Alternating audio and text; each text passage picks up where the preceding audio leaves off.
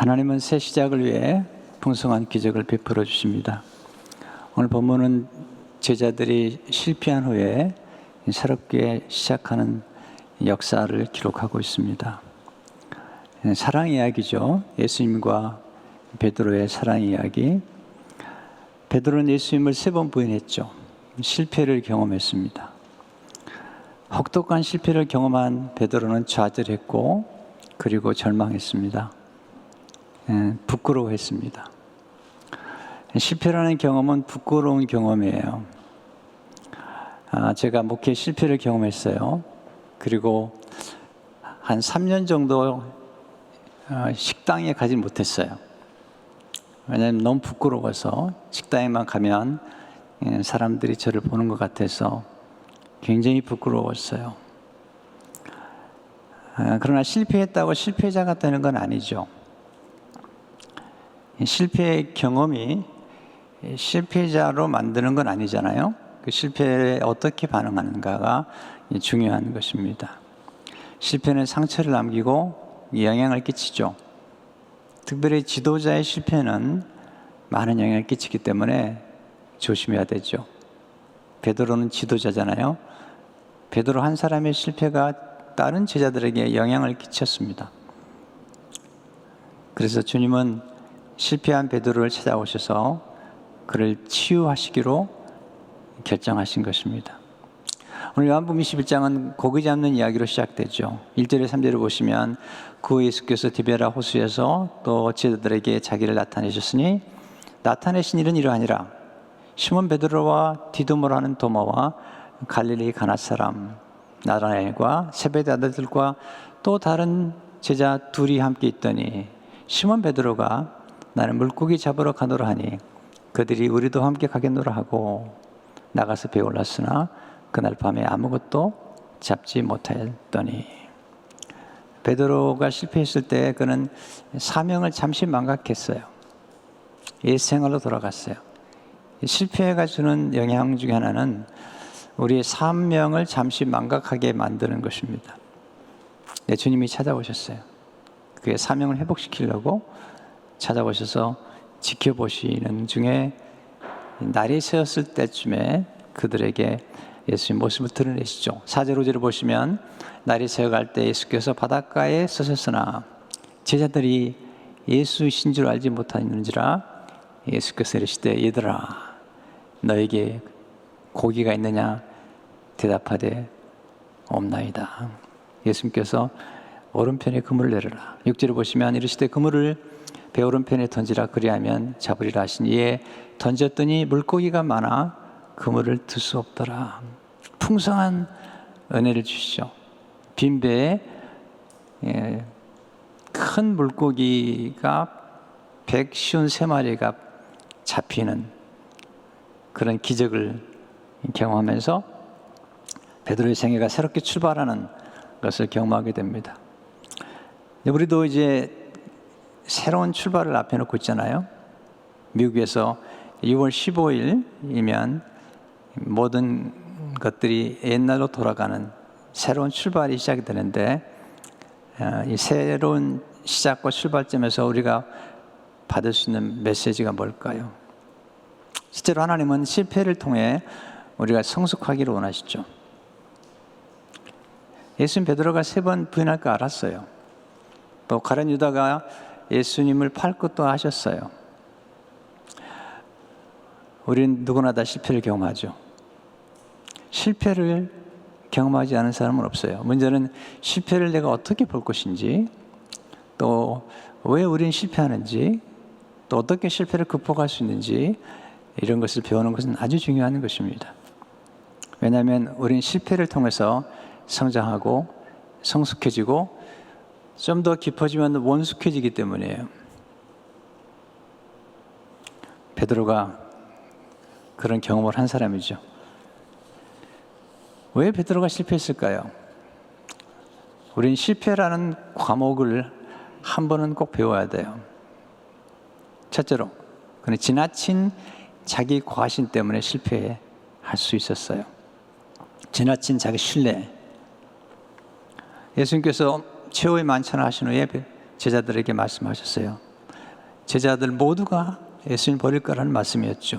마태복음 26장 31절을 보시면 그때 예수께서 제자들에게 이르시되 오늘 밤에 너희가 다 나를 버리리라. 베드로만 버린 게 아니고요. 제자들 모두가 다 버릴 거라고 말씀하셨어요. 그런데 베드로는 자기를 신뢰했어요. 저는 아닙니다.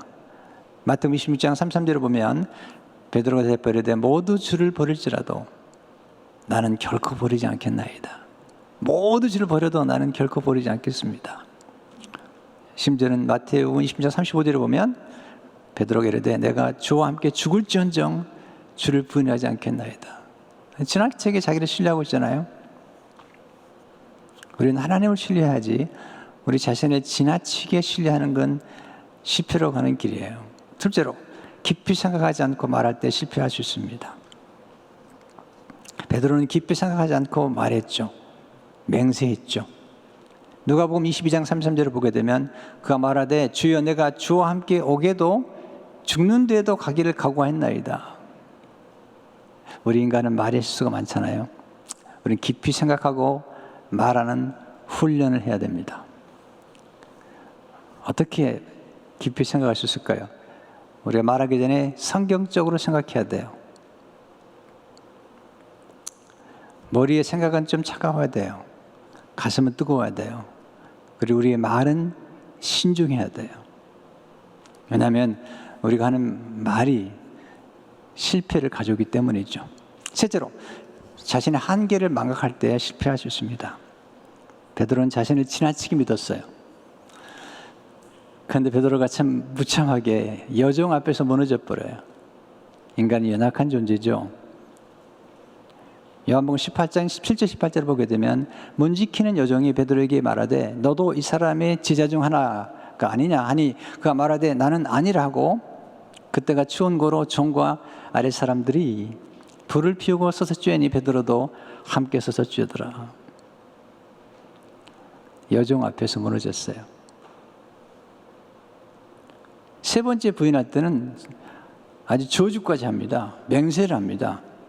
마태복음 26장 74절을 보면 그가 저주하며 맹세하여 이르되 나는 그 사람을 알지 못하노라 하니 곧 닭이 울더라. 저주하고 맹세까지 했어요. 그리고 나는 그 사람 예수를 알지 못한다고. 우리 인간은 연약한 존재입니다. 예수님을 부인할 수도 있고 또 이렇게 베드로처럼 실패할 수도 있습니다. 네 번째, 사탄의 공격이 있다는 것을 망각할 때 실패할 수 있습니다. 가룟 유다의 마음속에 생각 속에 예수를 팔 생각을 마귀가 넣었거든요. 또 베드로가 예수님을 3번 부인하는 것도 배후에 사탄이 있다는 사실을 주님이 말씀하셨잖아요. 누가복음 22장 31절 32절에 보면 시몬아 시몬아 보라 사탄이 너희를 밀가부로 타려고 요구하였으나 그러나 내가 너를 위하여 내 믿음이 떨어지지 않기를 기도했노니 너는 돌이킨 후에 내 형제를 굳게 하라. 우리는 보이지 않는 영적인 전쟁이 있어요. 우리를 유혹하고 또 우리를 넘어뜨리고 우리를 실패하게 만드는 영적인 존재가 있다는 거예요. 베드로는 이 사실을 안 거죠. 이게 왜 중요하냐면요. 우리가 사람들이 넘어지고 또 쓰러지고 실패했을 때 너무 함부로 정죄하잖아요. 너무 무시하잖아요. 근데 그래서는 안 됩니다. 왜냐하면 여러 가지 실패의 요소들이 우리 주위 가운데 있기 때문에 심지어는 영적인 전쟁 때문에 우리가 실패할 수도 있고 또 넘어질 수도 있다는 사실을 아는 게 중요하잖아요. 그래서 베드로전서 5장 8절을 보게 되면 근신하라 깨어라 너희 대적 마귀가 오늘 사자같이 두루다니며 삼킬 자를 찾나니. 너희 대적 마귀가 오는 사자같이. 베드로가 경험하는 거잖아요. 실패를 통해서 자신의 한계를 아는 게 중요해요. 실패는 거울 같은 거예요. 거울. 우리가 거울을 보면서 우리 자신을 보잖아요. 정직하게 자신을 볼 수 있는 때가 언제일까요? 실패할 때 우린 정말 정직하게 우리 자신을 보게 되고 우리 자신의 한계를 알게 되잖아요. 실패는 영혼의 창문 같은 거예요. 여러분, 유리창이 없는 집을 생각해 보세요. 밖을 볼 수가 없잖아요.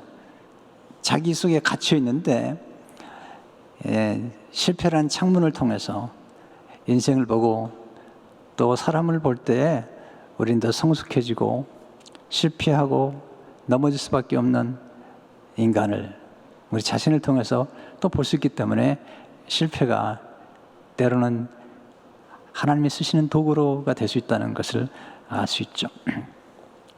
둘째로, 하나님은 실패의 상처를 치유해 주기를 원하시죠. 실패는 고통스러운 경험인 거예요. 실패는 상처를 낳습니다. 실패의 상처는 치유가 돼야 돼요. 예수님은 베드로와 제자들의 실패의 상처를 치유하기 위해서 찾아오신 것입니다. 어떻게 치유가 가능할까요? 첫째로, 실패 후에 충분히 애통하는 시간을 갖도록 하셔야 돼요. 우리가 실패를 반복하는 까닭은 실패 후에 충분히 애통하거나 또는 충분히 숙고하는 시간을 갖지 않기 때문이에요. 베드로는 애통하지 않았어요. 누가복음 22장 61절 60절에 보면 주께서 돌이켜 베드로를 보시니, 베드로가 예수님을 3번째 부인할 때 예수님 면전에서 부인한 거예요. 주님이 십자가를 지러 가시는 중에 돌이켜 베드로를 보셨어요. 베드로가 주의 말씀 곧 오늘 닭 울기 전에 내가 3번 나를 부인하라 하신 말씀에 생각나서 밖에 나가서 심히 통곡하니라. 애통했어요. 저는 이게 참 중요하다 생각이 들어요. 실패에 대한 괴로워할 줄 아는 마음이 필요해요. 제가 예전에 섬기던 교회에서 실패를 경험하면서 애통했어요. 눈물을 빗물처럼 쏟았어요. 울었어요. 너무 아팠어요. 제 자신의 부족함을 깨달았고, 하나님 왜 이러시지? 라는 생각까지 좀 했어요. 물론 바로 깨달았죠. 나의 부족함과 나의 어리석음이라는 사실도 깨달은 것이죠. 애통하는 마음을 좋아하세요, 하나님이. 여러분, 실패했을 때 애통할 줄 알아야 되고 또 실패를 인정할 줄 알아야 돼요. 전 실패했다고 말해요. 그나저나 실패자라고 말하진 않아요.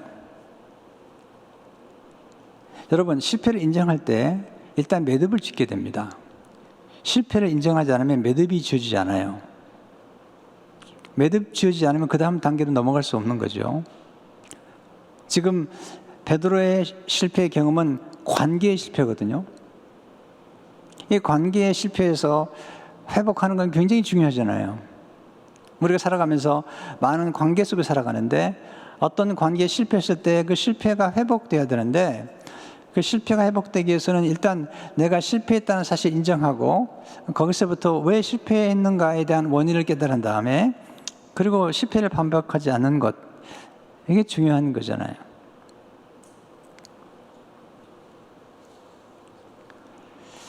다윗의 경우를 보면 실패하죠. 그리고 정말 애통해요. 그리고 실패를, 바세바를 범하고 우리아를 죽였던 그 실패를 반복하진 않아요. 물론 다른 실수도 하죠. 우리는 다양한 실수를 하니까요. 그러나 어떤 실패를 했을 때 그 실패 후에 그 실패의 어떤 한 사건을 또다시 반복하지 않도록 하는 게 중요한 거거든요. 제가 이제는 섬기던 교회를 떠나고 새롭게 교회를 시작하면서 이제는 섬기던 교회에서 실패했던 것들을 반복하지 않으려고 굉장히 노력할 뿐만 아니라 항상 기억을 해요. 왜 내가 실패했었는지를 알거든요. 그래서 그 실패를 반복하지 않도록 하기 위해서 정말 신중하게 지난 12년 동안을 목회해 왔어요. 물론 아직도 부정하기 많아요. 그러긴 하지만 그 경험들이 제겐 참 도움이 됐어요. 두 번째, 하나님은 실패 후에 공동체의 도움을 받기를 원하세요. 공동체. 베드로는 실패 후에 예수님의 제자 공동체 속으로 다시 들어갔어요. 그러나 가룟 유다는 예수님의 제자 공동체 안에 들어가지 않고 혼자 후회하고 혼자 아쉬워하다가 스스로 목숨을 끊었어요. 너무 아쉬워요. 여러분, 공동체가 정말 중요한 거예요. 우린 공동체의 중요성을 거듭 깨달아야 돼요. 마가복음 16장 10절을 보게 되면 예수를 만난 마리아가 예수와 함께 하던 사람들이, 제자들 찾아가죠. 슬퍼하고 울고 있는 중에 이 일을 알리며, 잘 보세요. 이 말씀이 제게 참 울림으로 다가왔어요.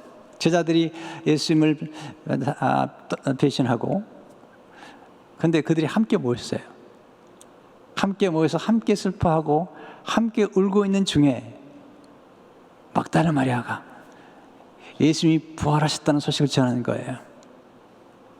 여러분, 우리가 실패했을 때 찾아갈 공동체가 필요해요.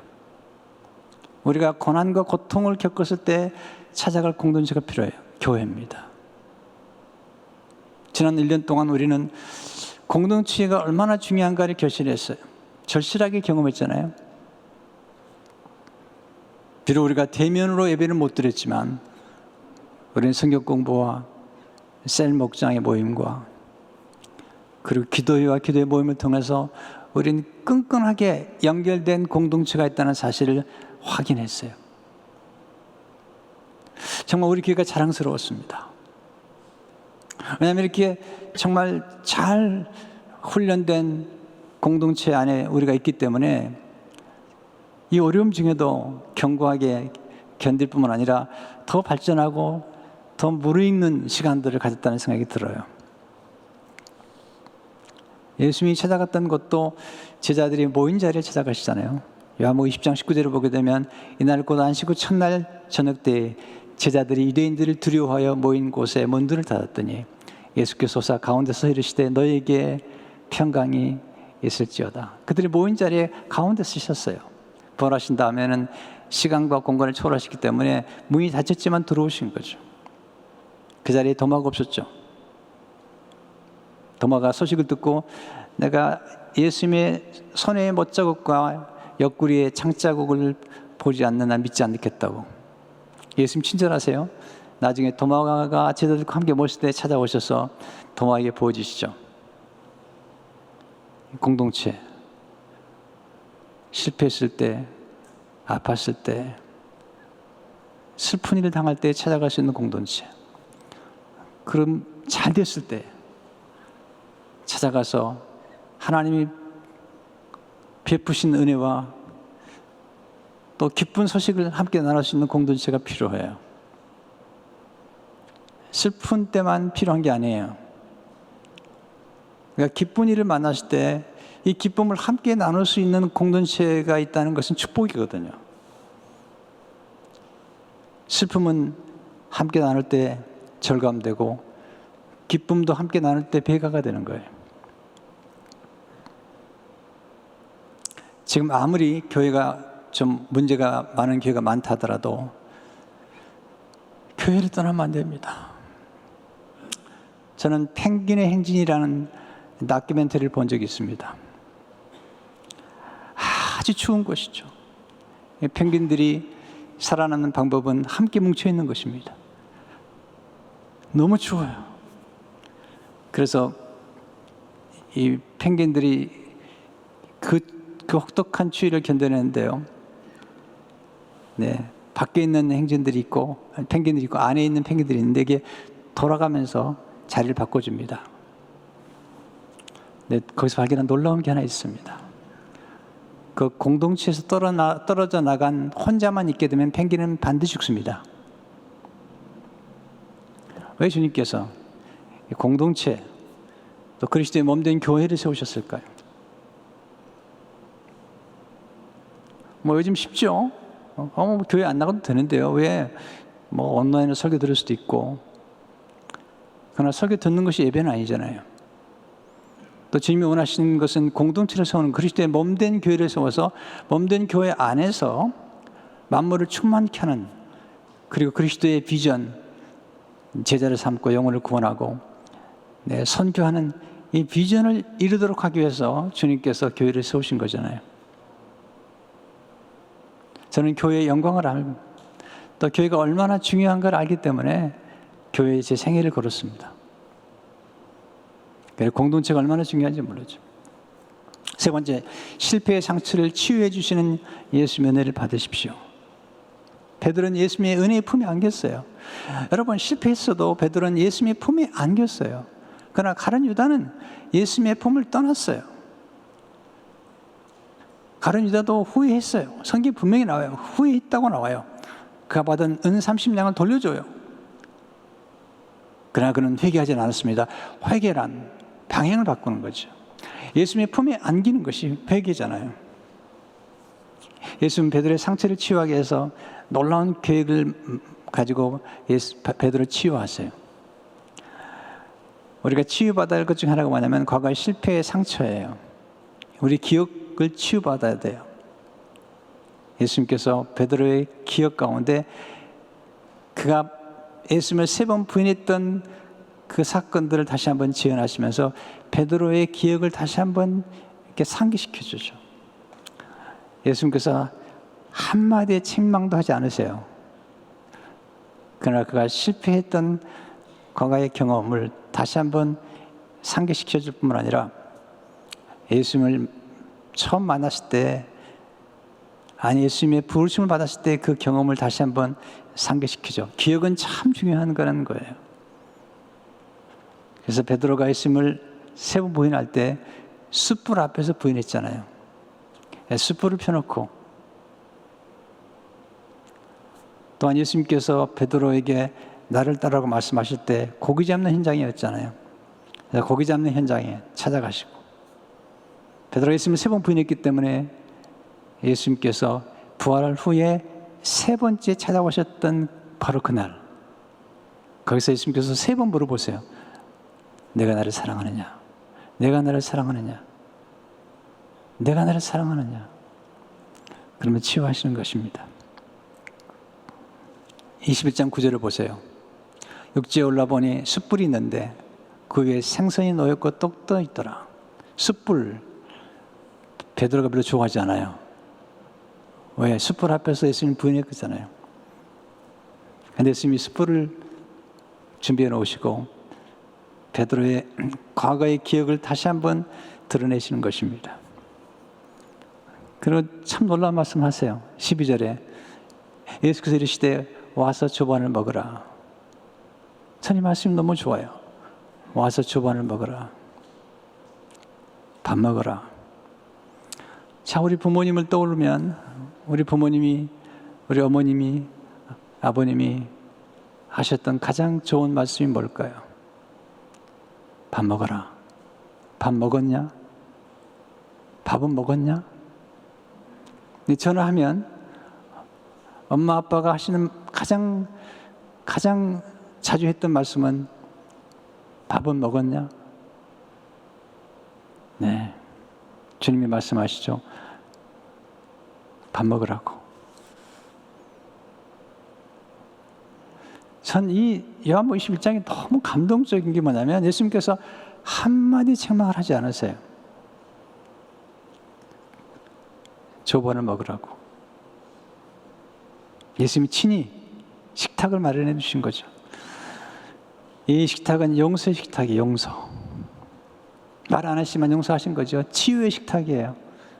밥 같이 먹으면 치유가 돼요. 그래서 밥 먹어야 돼요. 가족들은 밥 먹잖아요. 회복의 식탁이죠. 또한 교제의 식탁입니다. 음식이 참 중요해요. 새 시작을 알리는 식탁이었습니다. 예수님께서 물어보시죠. 내가 나를 사랑하느냐? 베드로에게.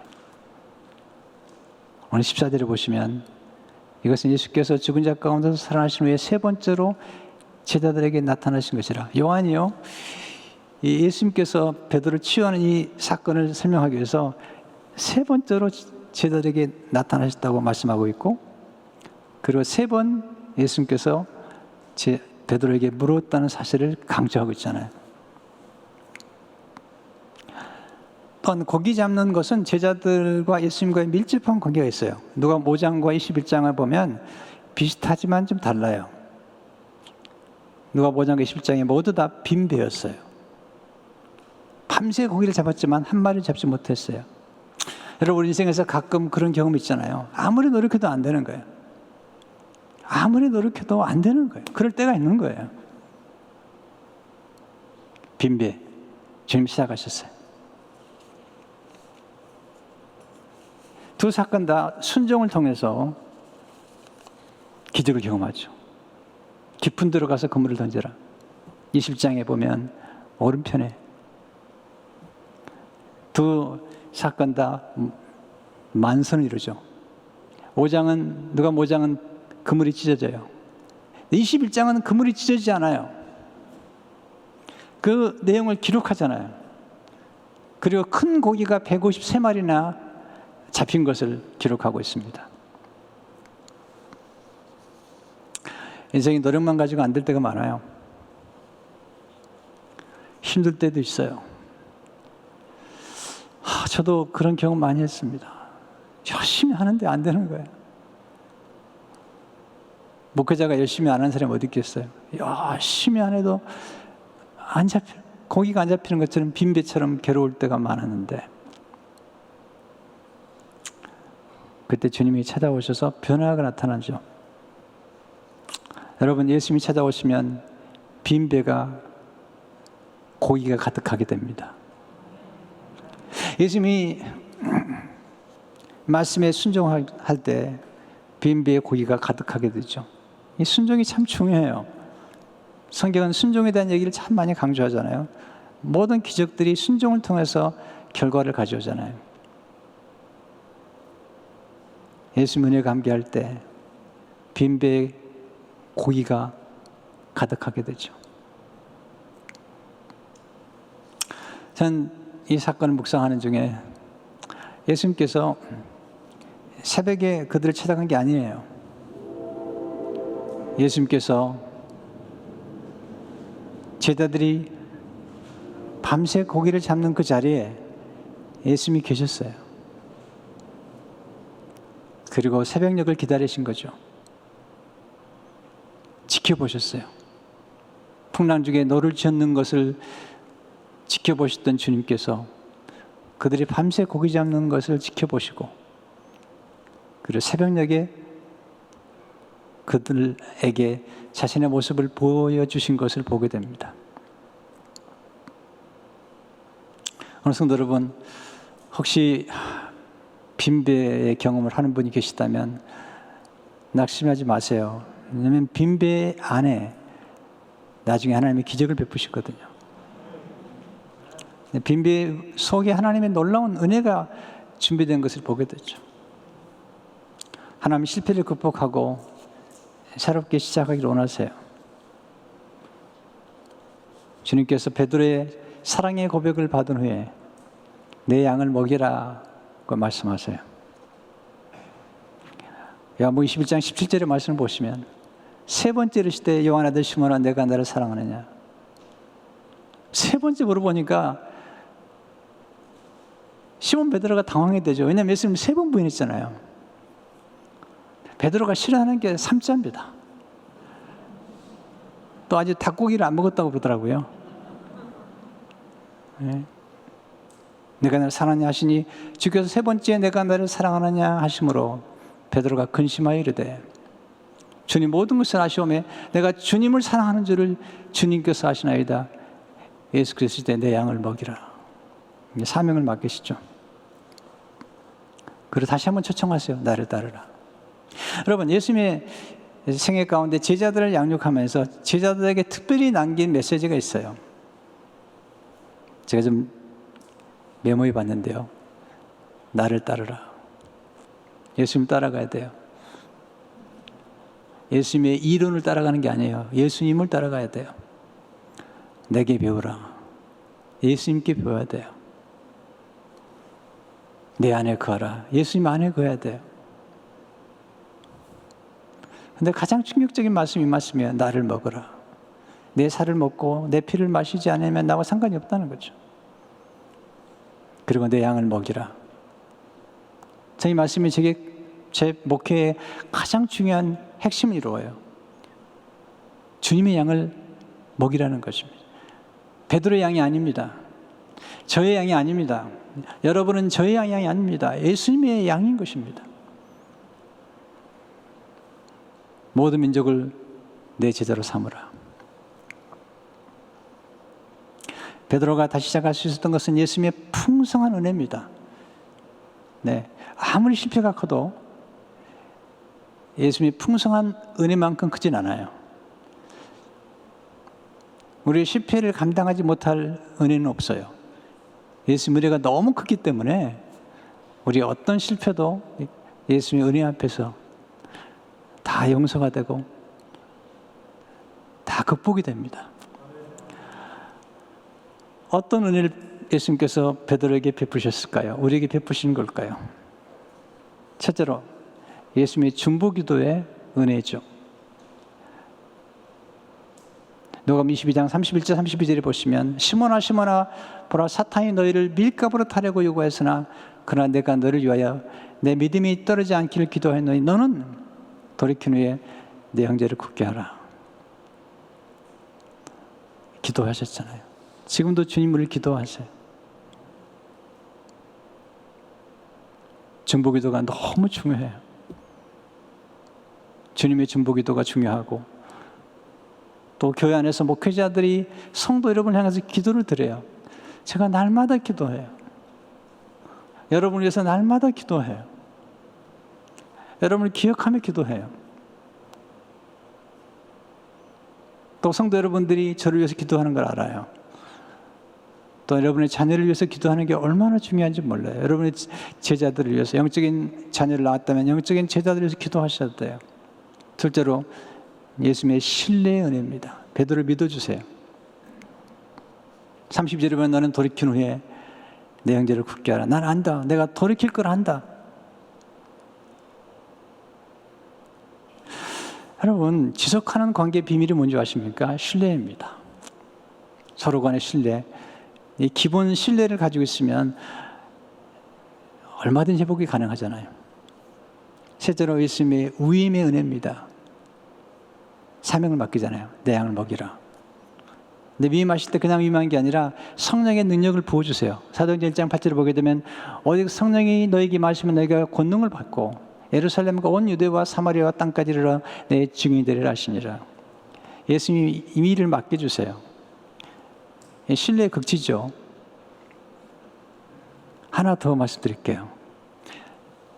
예수님의 풍성한 사랑의 은혜예요. 예수님이 베드로가 실패했을 때도 제자들이 실패했을 때도 예수님의 사랑은 멈추지 않았어요. 멈추지 아니하시는 예수님의 놀라운 사랑이 여러분과 함께합니다. 우리가 실패할 때도, 우리가 쓰러질 때도, 우리가 낙심될 때도 예수님의 사랑은 멈추지 않습니다. 예수님의 사랑은 끊임이 없습니다. 풍성합니다. 무한합니다.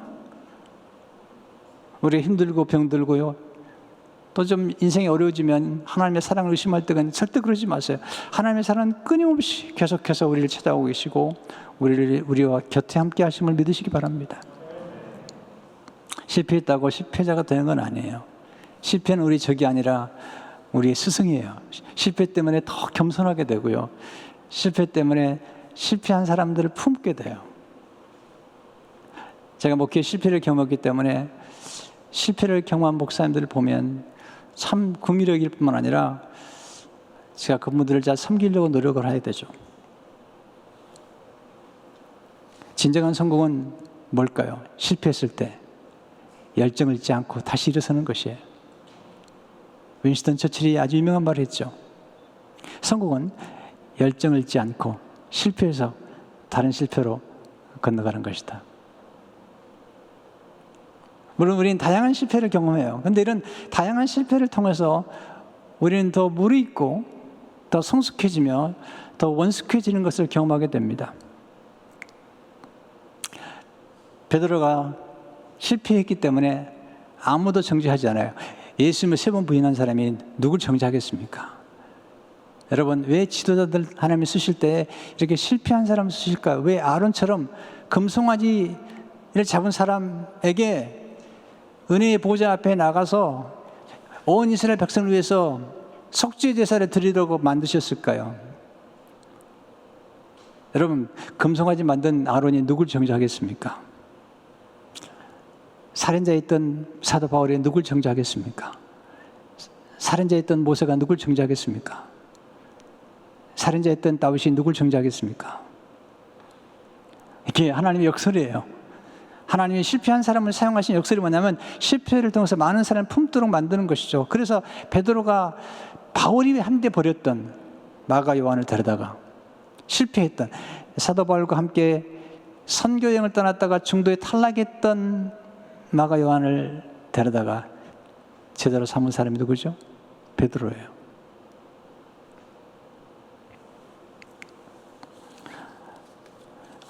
성도 여러분, 우리 자신을 너무 과신하지 않도록 조심해야 돼요. 우리가 신뢰할 분은 하나님 한 분이십니다. 뿐만 아니라 실패했다고 너무 낙심하지 마세요. 하나님은 실패를 선용하세요. 우리의 실패를 낭비하지 않으시고 우리의 실패를 통해서 하나님의 위대한 일을 이루실 뿐만 아니라 실패를 통해서 우리를 더 성숙시키시고 또 폭이 넓은, 실패한 사람들을 가슴에 품을 수 있는 넓은 품을 갖게 하시는 분이 하나님이세요. 하나님의 은혜가 감당하지 못할 실패는 없습니다. 그런 죄도 없습니다. 우리 주님이 십자가에서 베푸신 모든 은혜는 우리로 하여금 어떤 좌절과 실망과 실패와 실수 가운데서도 다시 일어설 수 있도록 만드는 은혜인 것을 믿으시고 이 하나님의 은혜가 함께 하시기를 주 이름으로 축원합니다. 고마우신 주님 감사합니다. 우리 사랑하는 성도 한 분 한 분을 축복하셔서 우리 인생에서 찾아오는 실패, 또 빈배의 경험, 고난의 경험들을 낙심하지 않게 도와주시옵시고 우리를 찾아오시고 우리를 끝없이 신뢰하시는 예수 그리스도를 의지하면서 승리할 수 있도록 축복해 주옵소서. 예수 이름으로 기도하옵나이다. 아멘.